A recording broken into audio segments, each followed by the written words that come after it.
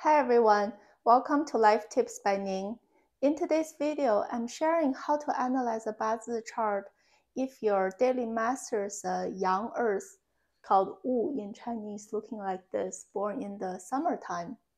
Because the dominant element for summer is fire, and fire grows and supports Earth. So amongst the four seasons, summer-born Yang Earth has the strongest and purest traits of Yang Earth.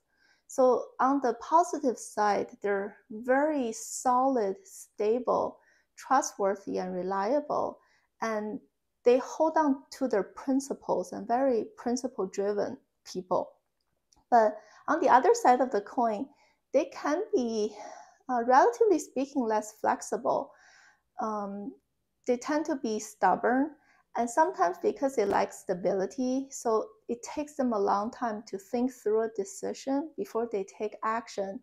The whole goal of their life is about how do I reduce risk to be safe and stable versus taking on risk and let's do it first before we think about it.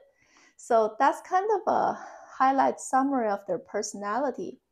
But in order to analyze how to analyze their Bazi chart, right? Like what's the favorable versus unfavorable element so that we can determine the kind of the general life patterns based on this annual or 10-year trend being introduced to a Bazi chart.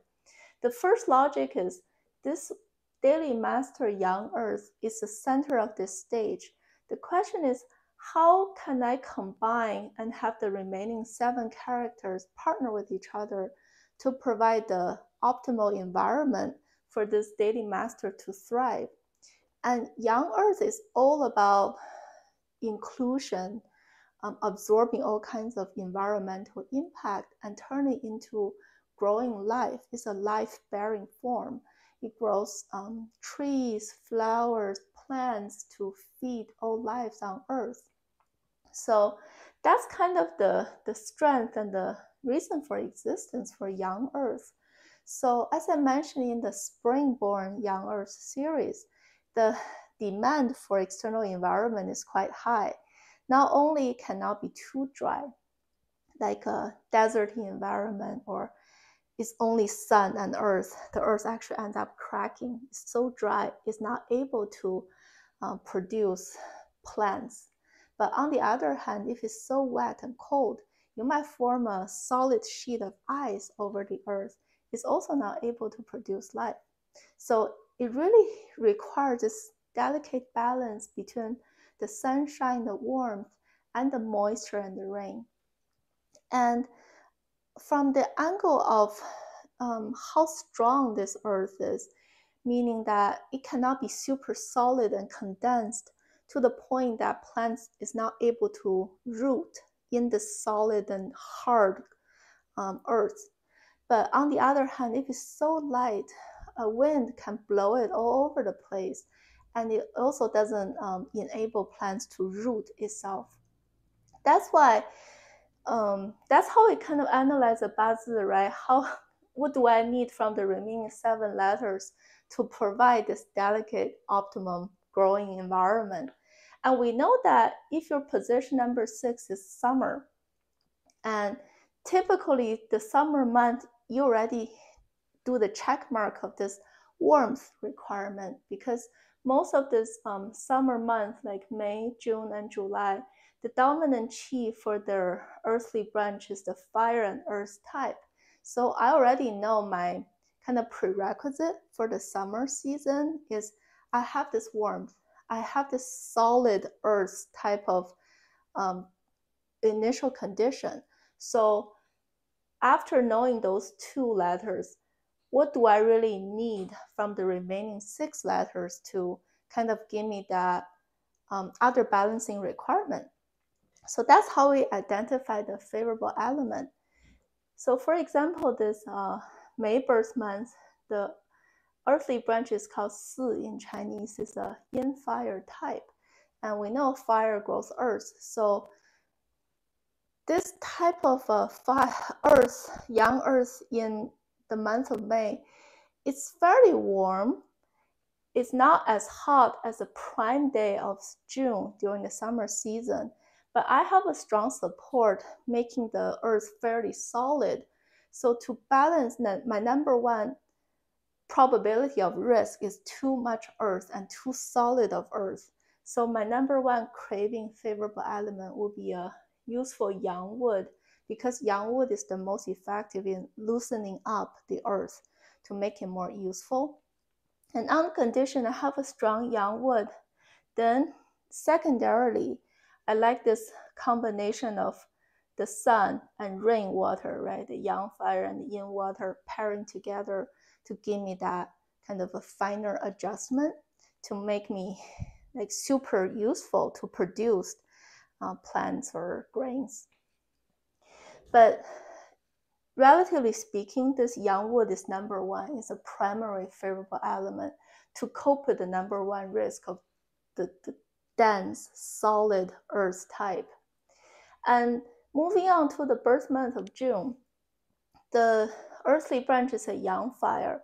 So the number one risk for this bazi is too hot and dry for external environment. That's why to combat and balance that, your number one favorable element is a Yang water, because it's the most useful element to balance this dry, deserty type of environment. Yin water is usable, but it's not as effective as Yang water to combat the Yang fire. And on the condition you have a useful and strong Yang water in your chart, then secondarily, you want Yang wood to do the same job of loosening up the earth. But I'll give you a scenario. If your bazi chart doesn't have this Yang water and only has Yang wood, it's still leaning towards a dry and hot kind of imbalanced state. So in that case, the wood is actually at risk of being burned out and burned to ashes by the hot environment. And without the support and partnership of water, wood is not able to do its job of loosening earth. So it becomes kind of useless anyways. That's why water will be the primary favorable element. And last but not least is the birth month of July. So Wei, this earthly branch, is a Yin Earth type. It still has wood and fire as remainder qi after this primary qi of Yin Earth. So we know July is a kind of a transitioning month from summer to fall season, but still you run the risk of too dry and too hot of a environment. That's why my number one favorable element will still be water. Both either yang or yin water will work, just to moisturize the material to make it useful. And on the condition you have a very strong and useful water, then you prefer this sun and the wood doing its job of warming the environment, balancing the moisture, and having yang wood loosening up the soil. So that's how we analyze bazi. But before I leave you guys, I want to show like two important knowledge points. One is that typically when you see two elements that they're natural enemies. For example, here, I just said you want both sun and rain working together, but naturally water suppresses fire. So how can you use two enemies together in a bazi chart? That's when the position matters.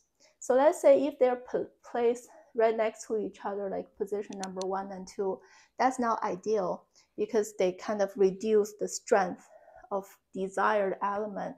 However, if they're separated by position, that will work perfectly. For example, Yang Earth can sit at number 2, and this Yin Water can be number 8. They're far apart. They're not gonna have this negative interference with each other. Or another example is maybe a Yang Fire sitting at 1 and then also on the top row, but quite separated. You have a water type of player at position number 4.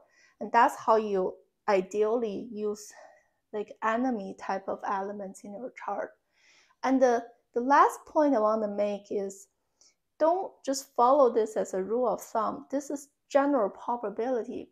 I'll give you a rare scenario that even though you're born in the summertime. But the remaining 6 letters, they're all either matter or water type of wet and cold type of cluster of qi. In that case, would you say your number one risk is still too hot or too dry versus the 6 other players are all gangstered up together to give you this wet, moist, and cold type of indication? So in that case, the logic is gonna follow that either fall or winter born young earth. It's all about how do you balance that external environment. Today's analysis is mostly like, I know my dominant one is kind of a fire and earth heavy environment. Then how do I introduce the rest of the element to make it more balanced? That's kind of the foundational logic of analyzing 八字. So hopefully you find today's episode helpful, and I will see you next time. Bye.